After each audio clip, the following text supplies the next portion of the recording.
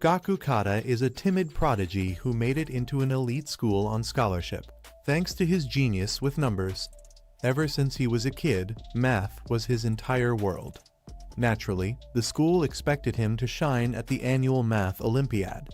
But when the big day came, he froze completely blanked out and handed in an empty sheet. The next day, the furious principal and board grilled him. Their school had never lost the Olympiad before, and now Gaku had ruined that perfect record. All Gaku ever wanted was to become a great mathematician, but that one failure shattered his dream. Now, instead of solving equations, he's flipping noodles in the school cafeteria to support his dad while finishing his last 6 months at school. His coworker, listens to his sad story. She's surprised she'd heard he was the genius of the school, not some fallen star. O's chasing her own dream of a sports scholarship while working part-time, so she asks Gaku to tutor her nephew. But teaching isn't his thing. Cooking, though, that comes to him as naturally as breathing. One day, while he's cooking, Gaku accidentally splashes ketchup on his face. O freaks out, but he shrugs it off and keeps working. Just then, a hooded stranger wanders in, drawn by the smell of Gaku's cooking. O gets her staff meal, takes one bite, and nearly faints from how good it tastes. The hooded guy insists on trying some too, but when Gaku says it's for staff only, the guy just takes the plate, devours it, pats Gaku on the head like a dog, and walks away as if nothing happened. Later, Gaku is summoned again by the principal, who demands he enter the next Olympiad to redeem himself. But Gaku refuses. He's lost confidence and doesn't want to go through that humiliation again. Furious, the principal slams his desk. On his way out, Gaku bumps into the same hooded guy, now revealed as Kai, a 23-year-old prodigy chef with his own one-star restaurant. Kai is blunt. Gaku has potential but is wasting it. Over Neapolitan noodles, Kai pushes him to stop sulking and start believing in himself again. Then, the hammer drops. Gaku is expelled for refusing the Olympiad, and the school demands he return the scholarship money. His hard-working dad, who dreams of Gaku studying abroad, can't know the truth. The principal mocks him, calling him a disgrace. But Kai isn't done with him. That evening, at a prestigious banquet, Kai forces Gaku into the kitchen to prepare Neapolitan for the school's VIP guests. Nervous and insecure, Gaku almost gives up. But thinking of his father's sacrifices, he pushes forward, adds his own twist to the noodles, and serves them. The guests are stunned. At first, they scoff at such a basic dish, but one bite later, their eyes widen. The flavors are nostalgic, comforting, and explosively delicious. Even the snobby critic who mocked it realizes he's already licked his plate clean. Meanwhile, the principal just sits there, baffled, wondering how on earth this simple boy and his ordinary noodles managed to steal the spotlight. Even though the guests were blown away by the Neapolitan, the principal just smirked to himself. He knew he was only using them, and he planned to ditch them soon enough. Still, after the meal, he politely asked everyone if they enjoyed it. The guests praised the dish, saying they never thought such a simple plate of noodles could move them like that. That's when Kai leaned forward and asked if they could call out the chef who made it. The principal agreed until his face went pale. Out walked Gaku, slowly and calmly. Kai took the chance to brag on his behalf. He explained that Gaku had already pushed Neapolitan noodles to their limit. He broke it down step by step. First sauté the onions until the Maillard reaction kicks in, then toss in bratwurst and bell peppers, and finally stir-fry the pasta with ketchup. But Gaku's real trick. He pushed the pasta to one side of the pan and poured the ketchup directly onto the other. That raised the ketchup's temperature faster, unlocking a richer tomato aroma. The guests gasped. Who knew such a tiny detail could change everything? But Kai wasn't finished. He revealed that whenever Gaku serves Western food, he even heats forks to exactly 45 degrees Celsius, making them perfectly warm to the touch. The guests were stunned. They admitted the forks had felt unusually comfortable and realized how much it boosted their dining experience. Kai kept hyping him up, while Gaku shifted uncomfortably under the spotlight. Gaku admitted he only discovered the trick after eating Kai's soggy Neapolitan, which had been a setup all along. The guests stared at him in disbelief, while the principal drenched in sweat. He realized Gaku was cooking with pure math, and that made him a rare genius. The VIPs instantly wanted to fund the school even more, just for Gaku's sake. The principal had no choice but to bow and thank Gaku, though his twisted expression made it clear he hated every second of it. Later, Kai told Gaku that his mathematical brain was meant for cooking, and if they worked together, they could revolutionize the kitchen. But then Gaku woke up in a cold sweat. It was all just a nightmare.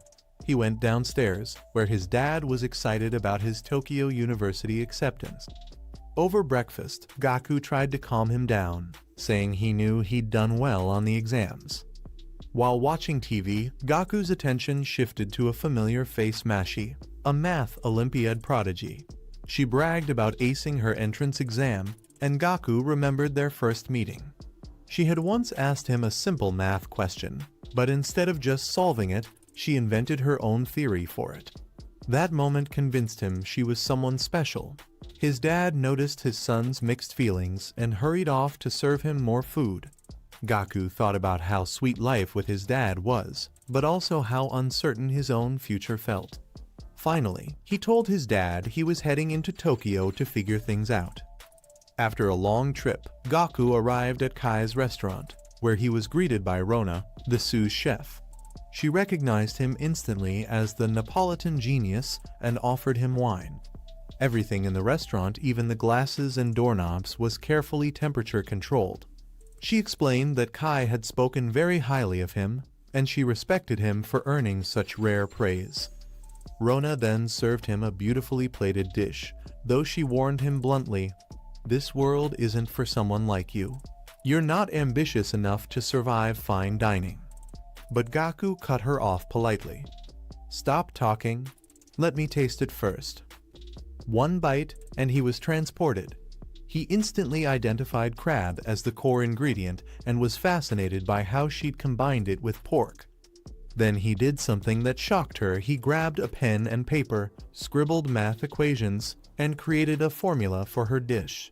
Every deduction was spot on. Rona smiled, testing him one last time about the crab, and Gaku nailed it. Crab roe. She was floored. At that moment, Kai stepped out, clapped Gaku on the back, and declared him a rookie chef. Rona and her colleague were stunned. Kai had never praised anyone like this. Gaku admitted that he hadn't felt this excited about math since he was a kid, and now cooking gave him a way to use it.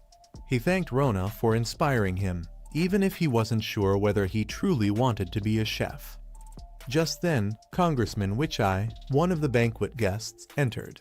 He had been so impressed by Gaku's Neapolitan that he became a sponsor for the restaurant. Tonight was his family member's birthday, and he requested that Gaku personally cook for them. Kai shot Gaku a deadly serious look. "Don't screw this up." The door opened, and Gaku froze. The guest was none other than Mashi, his old Olympiad rival and Wichai's daughter. She recognized him immediately, shocked to see him here. Her father proudly introduced Gaku as the chef who made the legendary Neapolitan. Gaku panicked, but Kai urged him to own it. Mashi, however, was caught off guard. Cooking with math? Was he abandoning his dream of being a mathematician? Her father assumed she'd be impressed by this mathematical cooking, but she admitted something surprising. Ever since childhood, what fascinated her most wasn't math itself, but Gaku's way of thinking. One day, Musashi finally gathered the courage to approach Gaku and ask him a question. Back then, she was fascinated by the way his mind worked mathematically. He had this playful yet brilliant way of solving problems, and it almost looked like he was having fun doing it. But now, that spark is gone. When they met again after years apart, Musashi felt his mathematical brilliance had dulled into monotony. To her, talking to him any further would only drag down her own intelligence. On top of that, she couldn't care less about food, so she saw no reason to stick around. She turned her back to leave. But before she could walk away, Kai cut in and challenged her. How could she call herself a great mathematician, yet refuse to taste food that was crafted with mathematical thinking? Gaku, realizing Kai was standing up for him, softened his expression. He admitted that her words stung a little, but that was fine. His duty today was to cook for her and to make sure it was delicious. He asked her, just once more, to give his food a chance. After some hesitation, Musashi agreed. She sat with her father while the kitchen prepared her dish. Gaku, however, struggled. The ingredients here were far too luxurious stuff he had never worked with before. At the same time, Chef Rana was busy scolding Hody, the sous chef, for always being late, while Hody defended himself by saying he had gone to fetch wine for the dish. The tension in the kitchen made Gaku realize Rana was right, this really was a battlefield. He didn't even dare to ask questions. Then something unexpected happened. Kai offered to be Gaku's assistant. He admitted Gaku was still an amateur with prep work, but promised not to interfere with his ideas. He'd simply explain the ingredients and let Gaku do the rest. Relieved, Gaku agreed. He planned to recreate one of Rana's dishes, but asked Kai to help by listing the umami values of each ingredient. Without hesitation, Kai wrote them all down from memory, explaining that while he only knew approximate numbers, he understood their characteristics deeply. Rana, watching, looked confused as Kai deliberately left out an important detail. When Gaku instantly deduced that there had to be a third umami component to achieve true synergy, everyone was shocked. Kai smiled. This was the test. If Gaku hadn't figured it out himself, he'd have been told to pack up and leave. But the test wasn't over. Rana served him oyster stock. Throwing Gaku into confusion, the numbers didn't add up. It was a deliberate trap. Kai told him his math was fine, but in the real world, equations alone couldn't cook. Panic struck, and Gaku began flashing back to the time he froze during his math exam. Musashi, watching, shook her head and walked out, disappointed. Despite the pressure, Gaku refocused on an ingredient called tailfish. He believed it was the missing variable. Kai grinned. He had solved it. With scallops and prosciutto added, the dish came together. The waitress soon served it to Musashi and her father. The moment they took a bite, they were floored. The seasoning elevated the tailfish perfectly, the prosciutto paired beautifully, and the rice at the bottom tied everything together. It wasn't just tasty, it was nostalgic, giving the same warm feeling as Gaku's Neapolitan noodles. Musashi, moved, asked the name of the dish. Gaku smiled and said, "This is akazuk." It was a dish his father used to cook on special occasions. For the first time, Gaku realized cooking couldn't just rely on formulas and values, he had to trust his instincts. Musashi agreed, admitting that rigid logic kills creativity. Kai, however, reminded them both that cooking wasn't about the chef's opinion, but the diner's. Later, as the guests left, Gaku returned Musashi's forgotten notebook. She snatched it away with a cold expression, thanked him for the meal, and left. Her father scolded her for being so cold, but secretly, she had been idolizing Gaku all along and still carried a photo of them together. Back at the restaurant, Gaku asked Kai if he could work there after graduation. Cooking gave him the same spark math once had, and he wanted to chase that impulse. Kai questioned whether Gaku was abandoning his dream of mathematics. Gaku replied that he'd figure out how to explain it to his dad. Tokyo University would always be there, but this opportunity wouldn't. Hearing that, Kai shook his hand and welcomed him aboard. At graduation, the school buzzed with rumors Gaku had gotten into Tokyo University, one of the hardest schools in the nation, only to drop out immediately. Owoni asked if he was sure, reminding him she'd also be far away chasing sports. His father gave his blessing, telling him never to face hardships alone and that he'd always have a home. Gaku felt guilty for abandoning his father's dream, but hoped it would be worth it. In Tokyo, Gaku was absorbed in scribbling notes on people's habits when Kai arrived. Kai told him to slow down. Work didn't start until tomorrow, and today he needed to find housing. They went to Kai's apartment, where Gaku was relieved by the affordable setup until Kai revealed it was actually his home, and Gaku would be living with him. That night, Kai cooked Neapolitan noodles. Gaku apologized, saying he should have cooked and at least wanted to handle chores. Kai waved off Gaku's concern. Nana, the maid, had already taken care of it. What mattered was the dish. If Gaku failed, he was useless and fired. The dish was Neapolitan, the one that started everything. Kai admitted Gaku's version had inspired him. Shocked, Gaku tasted Kai's. The noodles weren't dark red or heavy with tomato. Using his math brain, he discovered the hidden ingredient lobster. Yet, even with calculations, he couldn't explain its flavor. Kai smirked. Logic was useless here. That's why he wanted Gaku to open the door of truth through cooking, not formulas. His first test, satisfy every staff member in a week. Fail, and he was done. That afternoon, Nana gave him a plain white trainee uniform. Disappointed it wasn't the sleek black of TV chefs, he learned white was mandatory. In the kitchen, chefs worked at blistering speed. Nervous but confident, Gaku introduced himself. A chef tested him with diced and brunoised potatoes. At first, he succeeded, earning praise until a massive foreign chef glared at him. The kitchen, he realized, was international. When he asked their names, they refused. Kai entered, announcing a full lunch booking.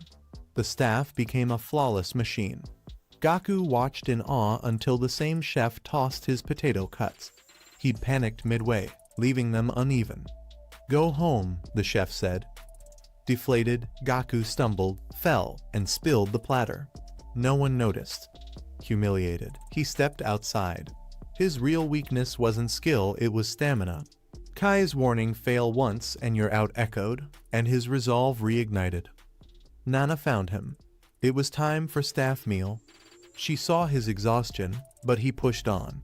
Given access to all ingredients, he chose scraps, potatoes, carrots, corned beef, even peels.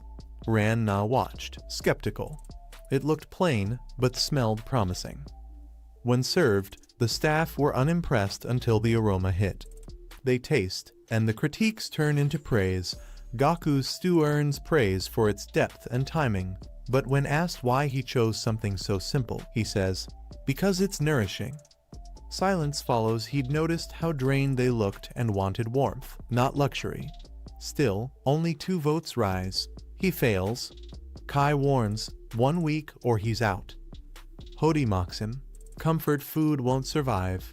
Cooking is war. Gaku argues, "But you all said it was delicious." Hody calls him naive, too math-bound, his mistake being simplicity. 5 days later, Gaku's attempts with fancy ingredients flop. Hody berates him, and panic sets in.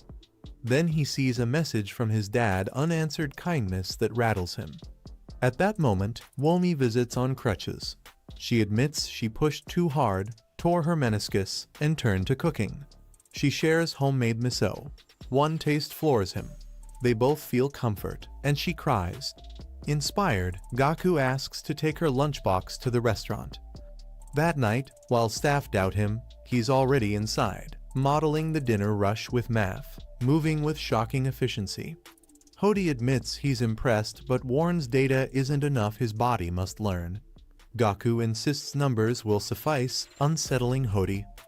At staff meal, Gaku declares the theme, homesickness. He admits his mistake was serving plain Japanese meals, ignoring their diverse backgrounds. This time, he aims for a universal Japanese comfort dish. He serves stew again transformed. Beef tenderloin steeped in soy-rich broth. 1 bite stuns potato and meat stew reborn. A Chinese member is amazed it suits his palate. Another praises the melting beef and onion soy layers. Gaku explains the broth base. Kai details the water bath tenderloin at 56 degrees C, ensuring even flavor. Hody discovers black flecks burnt vegetables. Gaku reveals blackened potatoes, mashed skin and all, are the best seasoning. Outrageous, but delicious. Kai observes most chefs bend toward foreign tastes, but Gaku doubled down true Japanese stew. yet universally delicious. Gaku admits Kai's Neapolitan taught him stew shouldn't rely on nostalgia. Cooked at full potential, it could stand worldwide. His goal: prove stew's power to foreigners. The staff prank him, pretending disappointment before laughing. One by one, they reveal their names. Hody gives Gaku a staff jacket, thanking him for the best stew he's ever had. The others congratulate warmly. Kai, proud, reflects, Gaku has gone beyond math, into anthropology like Chef Yona, a mathematician turned Michelin chef who studied human taste as deeply as numbers. Kai wonders if Gaku has that same potential. The next day, Gaku brings Womi homemade food, thanking her for inspiring him. She suggests eating together in the park. Elsewhere, a strange man in glasses throws darts with mechanical precision, jotting numbers in a notebook, unsettling bar patrons. Later, Gaku proudly tells Womi his omuris even surpassed his stew. Hod praised it. She feels his joy. Meanwhile, Inui asks Gaku to use math to help him woo Rana. Gaku introduces optimal stopping theory, though Inui just hears "there's hope" and hugs him too hard, scolded by Wong. Still, Kai won't let Gaku serve customers, only staff. Gaku feels stuck, like in math. On a call, he admits to Womi he feels useless, then falls asleep mid-sentence. Annoyed, she sighs. He dreams. Kai allows him to serve, but the diner is Musashi, who warns the wrong dish can ruin a life. She demands he serve Heroes, his old math rival who once humiliated him. In the dream, Heroes approaches. Gaku writhes until Kai intervenes. That night, Kai cooks perfected omuris with white truffles and seamless texture. Gaku is stunned. Kai says a true chef must use any ingredient, no matter how costly. Smirking, he teases Gaku about moaning in sleep. Flustered, Gaku admits it was about Heroes. Gaku recalls his childhood dream of becoming a mathematician until Heroes crushed it. At the Math Olympiad, Heroes triumphed while Gaku failed. By junior high, Heroes was so far ahead that even casual talk felt lopsided. To Gaku, Heroes was a flawless mirror of who he wished he could be. Compared to him, Gaku was just fragile weakness. He asks if Kai ever had such rivals. Kai remembers briefly, then answers coldly, "I had friends like that once, but I beat them. That's why I'm here."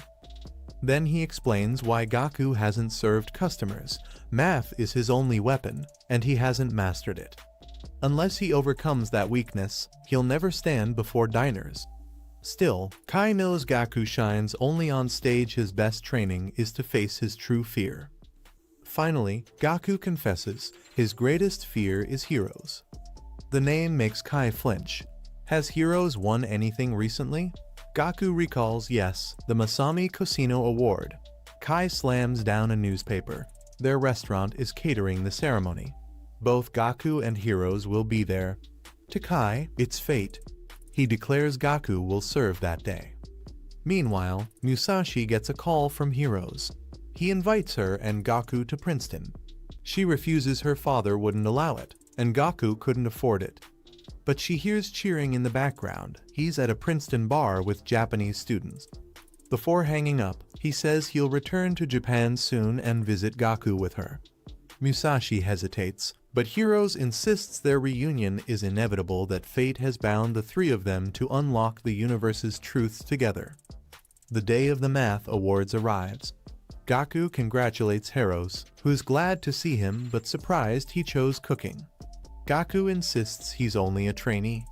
Heroes says catering suits him perfectly. Confidently, Gaku claims he's prepared a dish only he could make, but when he lifts the lid, it's empty. Shock spreads. Heroes looks disappointed. Kai and Mei walk away, and Gaku freezes until waking in his bed. A nightmare. On campus, Gaku joins Musashi at lunch. He reveals he'll serve food at Heroes' ceremony. She calls it torture, ditching math only to serve a star mathematician, and warns he'll need nerves of steel. Gaku admits nightmares haunt him, especially one where Heroes was friendly, which felt impossible after he quit math. Musashi says he should focus on real customers. But Gaku confesses the dream rattled him, he couldn't create anything, and Harrow's was the last person he wanted to see fail. She scolds his timidity, asking why he dumped this on her. He says she's the only one who'd understand. Noticing he brought no lunch, she offers half her sandwich, but Gaku pulls out one for her still warm. Musashi is stunned by his deep-fried creation, packed with layers of flavor like a mystery box.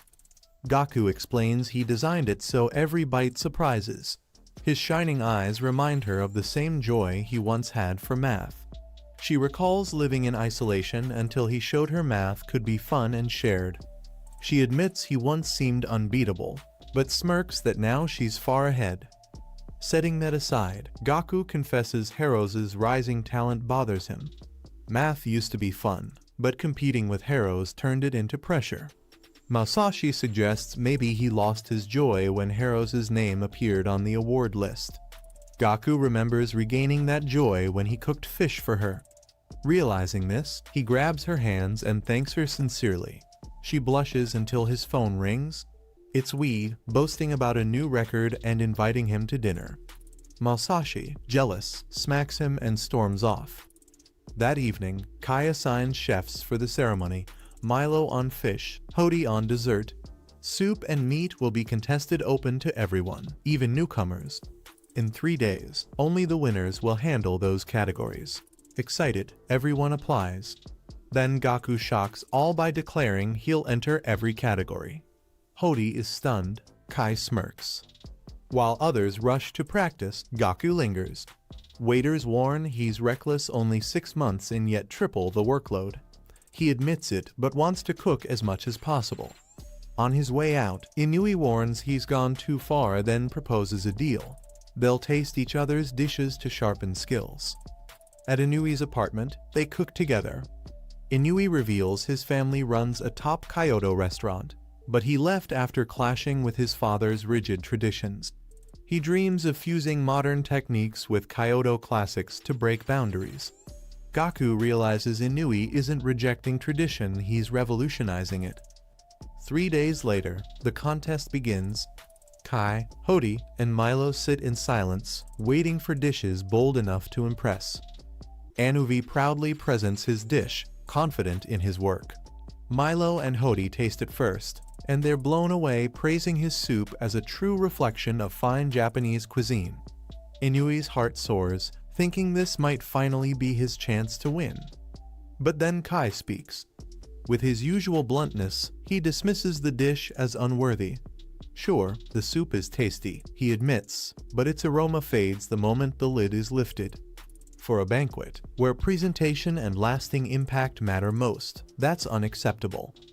A chef who ignores the dining setting is simply arrogant, Kai declares, crushing Inui's 3 sleepless days of effort with a single critique.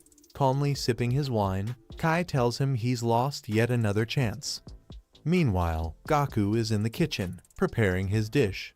Hearing Kai's harsh rejection, he feels bad for Inui, knowing the sweat he poured into that soup. Next up is Wang, who presents an eel soup. He explains he made it because he heard Japanese people enjoy eating snake-like dishes. The judges are impressed. Pod praises how perfectly he handled the eel. Milo has no complaints, and Kai even admits he has nothing to criticize. For Wang, the dish is personal. Snake soup is a treasured delicacy from his hometown, Hong Kong. Inui recalls how Wang once told him Hong Kong's proud culinary traditions are slowly fading away, and how he treasures his humble roots. Years ago, Kai himself stumbled into Wang's restaurant in China, tasted his cooking, and was so impressed that he encouraged Wang to move to Japan. Now, seeing Wang praised, Gaku realizes that beneath his cold exterior, Wang has a story too. After receiving glowing reviews, Wang does something unexpected. He walks straight over to Gaku, his rival in the soup category. The tension rises. Then Kana steps forward with his dish. His story goes back to France, where he first encountered Kai. While sightseeing in Lyon, he dined at a restaurant where Kai worked as a sushi chef. At first, Kana scoffed at the idea of a Japanese chef cooking French cuisine, But after tasting Kai's food, he was left speechless.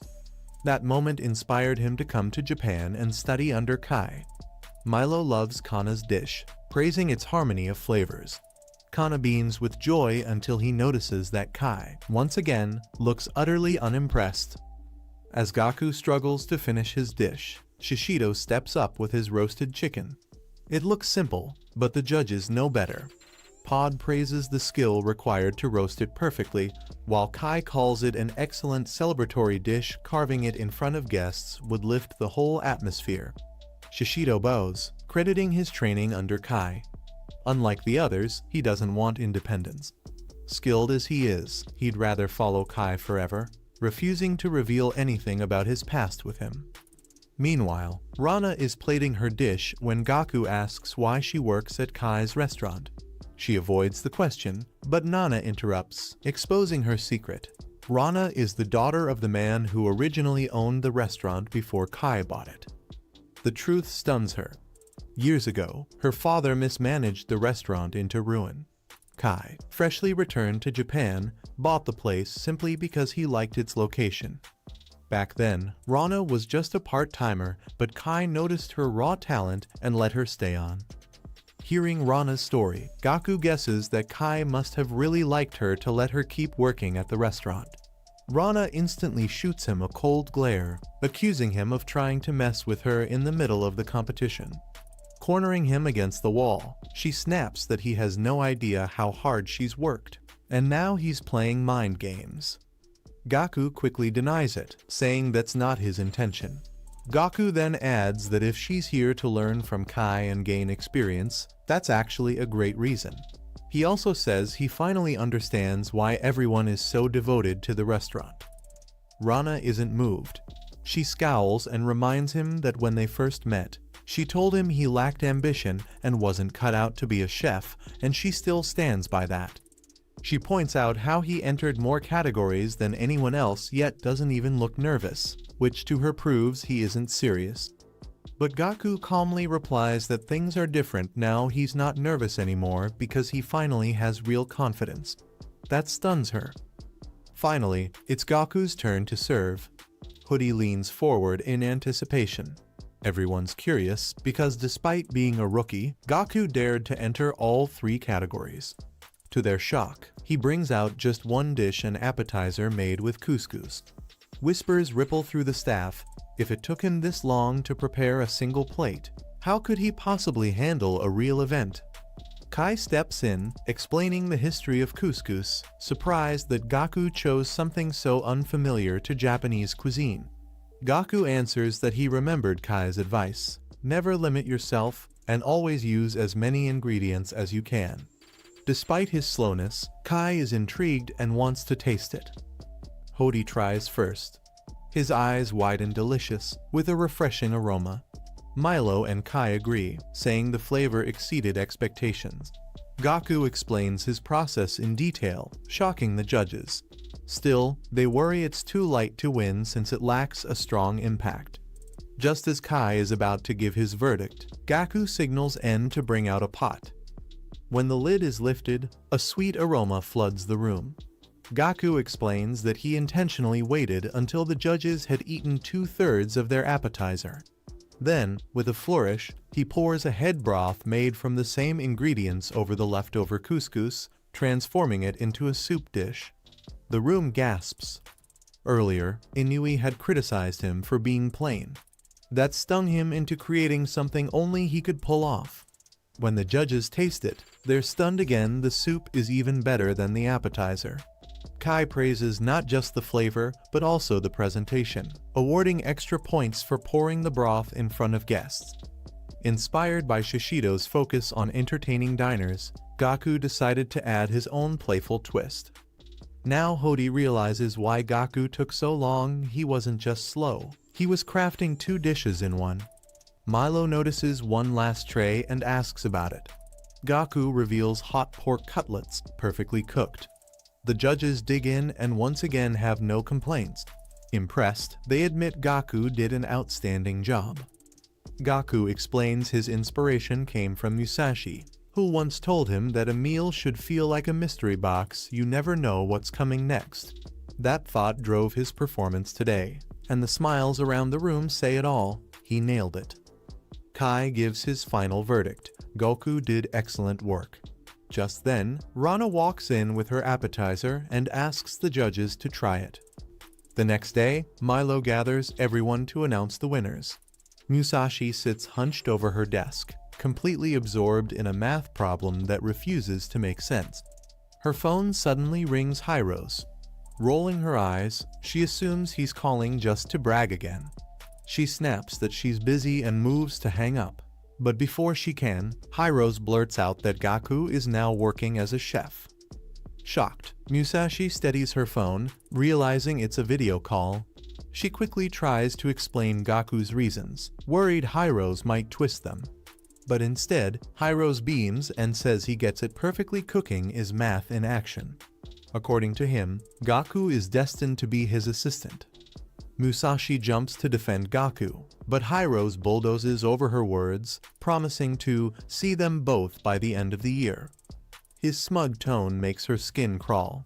Summoning her courage, she declares she'd never be his assistant, only for Hiro's to casually propose marriage. He argues that since their lives revolve around math, tying the knot is simply logical. Musashi is floored. To Hiro's, kindness is just another equation, impossible to decipher. She squats down, overwhelmed. Then, as if to rub salt in the wound, Hiro's flashes his notebook on screen, showing that he's already solved the very equation she was struggling with. He ends the call, leaving Musashi stunned and breathless.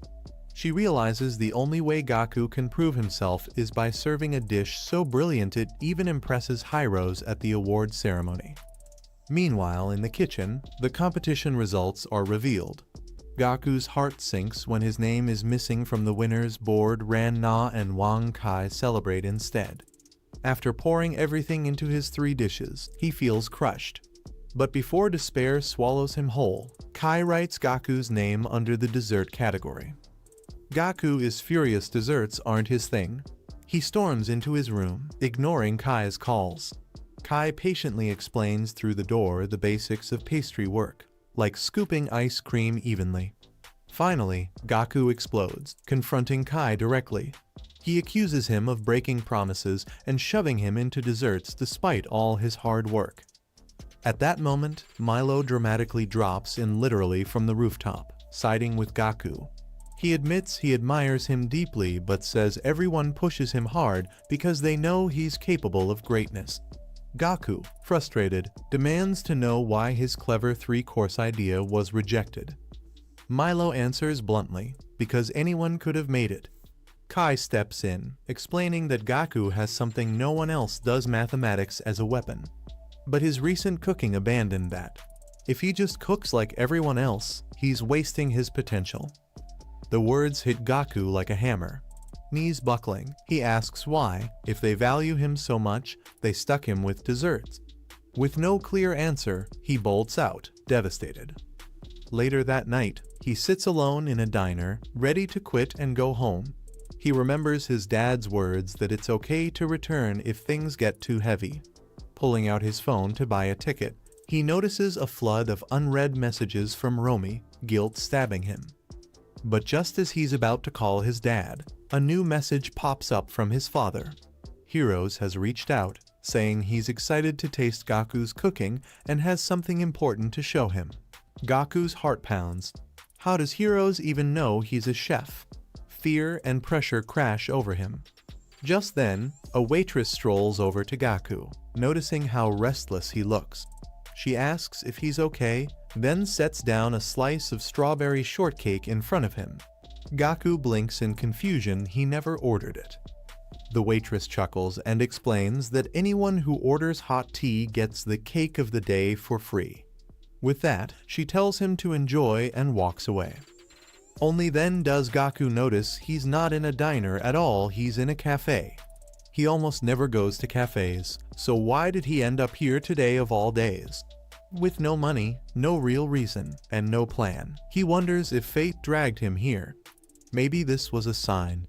He remembers how he often wanders into places that force him to confront what he's been avoiding.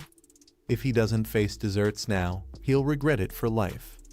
He eats the shortcake down to the last crumb, then recalls what Hiro said about wanting to show him something. Checking his messages, Gaku finds it the prize-winning thesis Hiro's promised to share. Meanwhile, back at the restaurant, Hatai brings in a delivery of fresh fruit for the ceremony. Inside, he finds Kai sitting alone, looking troubled. Hatai guesses it's because Gaku stormed out earlier. He tells Kai not to bother waiting. Gaku probably won't come back. Hatai blames Kai, saying he pushed Gaku too far by sticking him in desserts. But Kai disagrees, insisting he was being fair. Hatai shakes his head, warning that Kai has been isolating himself ever since he beat Tsuji Nanes. Before Kai can reply, the door slams open. Gaku walks back in. Hatai looks like a fool, while Kai smirks knowingly. At the same time, Romi is outside the restaurant, peeking through the windows, trying to spot Gaku. Rana catches her and explains they're closed, but Romi insists she's just looking for someone. Both girls turn to look inside, and there's Gaku, focused and serious, working on desserts under Kai's watch. Kai notices Gaku still wearing his intern uniform and reminds him he's no longer an intern. Gaku calmly replies that when it comes to desserts, he is. Rana and Romi hide in the kitchen to spy on him, surprised that he actually came back. Kai begins teaching him how to make ice cream. Gaku is startled to find the recipe packed with numbers and formulas. From his car outside, Hatai finally realizes why Kai put Gaku in desserts because pastry work relies on precise math. It's perfect for Gaku, but the pressure could also break him. In the kitchen, Gaku keeps failing batch after batch. Kai pushes him harder, insisting that even a milligram off can ruin the dish. Ran-na wants to step in, but Romi stops her, saying Gaku has nowhere else to run. He performs best at his limit, and this pressure will bring out his true ability. Between attempts, Kai asks why Gaku even came back. Gaku admits it was after reading Hiro's thesis. He spent hours trying to understand it, but couldn't. Normally, that would have crushed him, but this time he wasn't discouraged. Instead, he felt Hiro's loneliness radiating from every page. He realizes math itself is loneliness, and chefs carry that same burden. Kai and Hiro's both walk down lonely paths, admired by others but never satisfied themselves. Gaku concludes that the lonelier the chef, the better his food. Pushed to the edge, Gaku vows to see this path through, even if it ends in failure. He faints, but Kai catches him and orders fruit to be prepared. Later, Gaku wakes to find Romi watching over him. She brushes off his questions, telling him to rest. Kai then arrives with strawberry tarts he made himself. Surprised, Gaku listens as Kai explains how he restored the tart's original crispy texture. Romi cuts in, snapping that Kai is exhausting Gaku instead of inspiring him. But Kai brushes it aside. When Gaku tastes the tart, he's stunned and starts to wonder if this is why Kai chose him, because only Gaku can create something truly unique. Kai grips his shoulders with a manic grin, declaring this is the Gaku he's been waiting for. Weeks later, the long-awaited awards ceremony arrives. Musashi steps out of her limo, visibly worried. Hiro's arrives too, his usual smug smile plastered on his face. Inside, chefs prepare their stations. For everyone else, it's just another event. But for Gaku, today will decide his entire future as a chef. The ceremony begins with the hostess praising Heroes as the youngest winner in the award's history.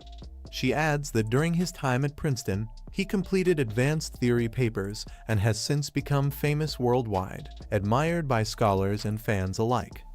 The audience erupts into applause as Heroes steps onto the stage. But while he speaks, Musashi feels uneasy. She can't shake the memory of when Heroes suggested marriage not out of love, but so that she and Gaku could serve as his assistants in exploring the mysteries of mathematics. The memory nearly makes her flinch. Her thoughts drift to Gaku, who left the math world behind for the risky life of cooking. She wonders if his dish tonight will reflect his emotions and maybe help heroes understand him better. Deep down, she fears that unless Gaku creates something truly magical, he'll never grow as a chef and heroes might crush his spirit completely. Heroes' intimidating blue aura only makes things worse.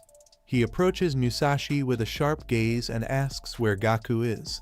The weight of his presence makes Musashi feel that if Gaku's dessert doesn't stun the room tonight, heroes could destroy both him and his dreams. Meanwhile, the kitchen is chaos. Wang focuses on soups with careful precision, while Rana rushes through appetizers at top speed. She even notices details like uneven flours and sloppy utensils, asking others to fix them. Then she glances at Gaku exhausted, drained. She gently tells him to rest, since he was thrown into pastry making with no experience. But to her surprise, Gaku calmly explains that his dessert is already prepared. Free of that burden, he insists on helping others. He can't just sit back while everyone else works. Milo brightens instantly at Gaku's determination. Rana, encouraged, gives him a task: fetch green apple, zucchini, and ginger, and mix them in a 3-to-1 ratio. These ingredients, carefully tested, are key to the dish. Gaku jumps in, and within minutes plates are ready and sent to guests. Hotai, watching the frantic pace, urges everyone to slow down. Guests mustn't sense panic from the kitchen.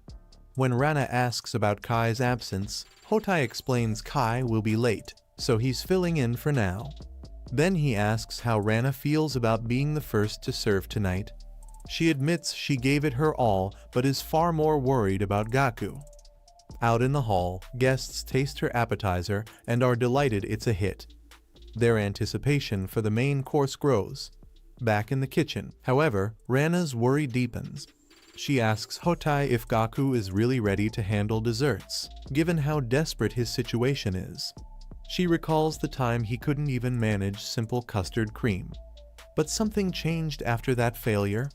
The next day, he began experimenting non-stop, buying ingredients with his own money, tasting them one by one, and writing endless notes. Rana turns to Hotai, himself a former pastry chef, asking if he understands Gaku's strange, obsessive behavior. Hotai just chuckles and shakes his head. He admits he's never seen a pastry chef like Gaku before. Nin steps out from behind Rana and explains that Gaku spent 2 whole weeks obsessively tasting ingredients, experimenting, and analyzing flavors in his own strange way. Then, out of nowhere, he announced he wanted to go back to his hometown in Yamanashi for 3 days, calling it a little escape from reality. Inui wasn't thrilled. He reminded Gaku that feeding 50 people dessert was no joke, and every day mattered. Hotai, however, put a hand on Gaku's shoulder and said he'd like to tag along, curious to see what Gaku was up to. So off they went to Yamanashi, with Uomi joining too. Back in the kitchen, Milo pestered Hotai for details about the trip, worried about Enzo, but Rana snapped at him, reminding him and Kai that they were the ones who pressured Gaku into this mess. Just then, Wang proudly announced his eel soup was ready, cutting the chatter short. The guests were waiting, and the ceremony had to stay on track. Still, Rana couldn't shake her curiosity. Why had Gaku suddenly dashed back home? Was he really chasing inspiration? In Yamanashi, Hotai grew annoyed watching Gaku wander aimlessly, while Uomi wondered if he was just taking a break from the kitchen chaos. Hotai reassured her sometimes chefs need to change their surroundings to see things differently. That's how he found inspiration back when he was a pastry chef. Desserts, he explained, demand both precision and creativity. Maybe Gaku's wandering was his way of thinking. Uomi realized Gaku seemed different now, more focused, less weighed down by fear. Hotai agreed, noting that Gaku had even become a little mysterious. Uomi admitted she followed him out of worry, and seeing his change moved her deeply. Then Gaku's cheerful dad showed up, delighted to see his son back and shocked that Gaku had actually brought friends to admire nature. He joked that Gaku was nothing like him, reserved and thoughtful instead of outgoing. Spotting Uomi, he even asked if she was the girl from the math Olympiad. He rarely heard Gaku talk about girls, so he remembered every name. Then, turning serious, he admitted Tokyo was the only place where Gaku could truly be himself. At that moment, Gaku called out to Hotai he had found his final ingredient. Everyone froze as Gaku calmly ate flower petals from the botanical garden. Uomi was horrified, but Gaku insisted this was the key to creating a dessert only he could make. Back at the banquet, things were going smoothly. Guests loved every dish, and Kai praised everyone's work, though he pointed out that Heroes was stealing the show with how much he was enjoying the food. When Gaku finally stepped forward, Kai offered to help him execute his ambitious plan. Gaku pulled out a detailed blueprint of his dessert, shocking everyone with his bold creativity. The others offered to help, but Gaku insisted that Kai alone was enough. The two worked side by side, moving in perfect sync. Watching from afar, Hotai was stunned. Gaku looked nothing like a beginner now. He was calm, precise, and completely in control. At the guest tables, the chairman remarked that Heroes deserved the award, but admitted the food itself was the real star of the day. Musashi, meanwhile, sat in nervous suspense, her heart racing over Gaku's dessert. Then Gaku appeared, calm and collected, as Heroes practically leapt up in excitement. Hotai, watching from the screen, realized Gaku had become eerily like Heroes himself, the one man Hotai once feared. Gaku congratulated the winners and presented his dish with quiet confidence. Musashi's anxiety spiked as the tension peaked. Finally, Heroes looked down at the dessert, his eyes widening in shock. Whatever Gaku had created, it had completely caught him off guard, and he couldn't wait to taste it. Heroes' eyes practically explode in shock. He rushes over to tease Gaku, even strikes a goofy pose to get his attention. But Gaku stays completely focused. When the time comes, Gaku grabs a dessert plate and hands it to Heroes. Nin sticks a mic to Gaku's mouth so he can explain what he made. Gaku confidently lists the basic ingredients, and the guests assume it's just their usual dessert. Rana worries it might not live up to their standards. It looks great, but taste is everything. Milo knows all their hard work will mean nothing if this dessert fails. Then comes the moment of truth. Gaku pushes Heroes to take a bite. Heroes and the guests taste it. At first, Heroes casually says it's okay, but then the real flavor hits him like a truck. Waves of amazing taste keep coming, even when he thinks it's over. Gaku tells them to keep eating, and every spoonful brings a new flavor surprise. When Heroes asks about the fruit, Gaku reveals it's grapefruit. The guests are stunned. Each bite feels like a brand new experience, and they're blown away by how incredible it tastes. Heroes desperately wants to criticize it, but every spoon just drags him deeper into delicious bliss. Kagura's father is so impressed that he asks Gaku to explain how he created such a masterpiece. When Kagura's father says Gaku's name, all the guests suddenly remember him, the kid who used to compete in math contests. Now he's a chef. That shocks everyone. Gaku takes the chance to explain that desserts can actually be created using shapes, numbers, and equations. He tells them desserts are the most important dishes and also the most complicated ones because they need precise calculations to be perfect. He explains that he got his inspiration after tasting the dessert Kai once made for him. That's when he realized he could use math to completely change the outcome of a dish. When a guest asks what kind of equation he used, Gaku breaks down how he structured the dessert. To the math lovers, he sounds like a genius. To everyone else, he might as well be a magic user. He also explains how he collected his ingredients, including the final one he got from his hometown. When asked about the element he used, Gaku proudly says plating because presentation matters just as much as taste. While explaining, Gaku is completely lost in happiness. Then Heroes suddenly asks why Gaku chose dessert in the first place. Gaku and Hio exchange a bright smile. Gaku loves the question and explains that dessert is the most complex of all dishes. Sure, he could have made fish or meat, but those have limits. Dessert, on the other hand, can be anything, endless shapes, styles, and techniques. Dessert is infinite creativity. Heroes is totally blown away, and the guests burst into applause. Gaku's co-workers finally breathe a sigh of relief. After the event, everyone keeps talking about Gaku. Even Kagura sees him as her hero who saved her from massive pressure. Later, Rana and Hoi question Kai's harsh training methods, while Heroes admits that Gaku truly impressed him, and he wants to keep respecting him as a chef. But Kai doesn't regret pushing Gaku at all. Meanwhile, Gaku has fallen completely in love with pastry work because of its endless possibilities. Inu also gets great news. She makes it onto her swimming team and is overjoyed. As for Gaku, he happily continues his pastry journey. One day during a break, his father visits, and Gaku proudly serves him food while dreaming about how far he can go in the culinary world. And that's the end of the story. If you enjoyed it, drop a comment, subscribe, hit the bell, like the video, and share it. Thanks for watching, and see you next time.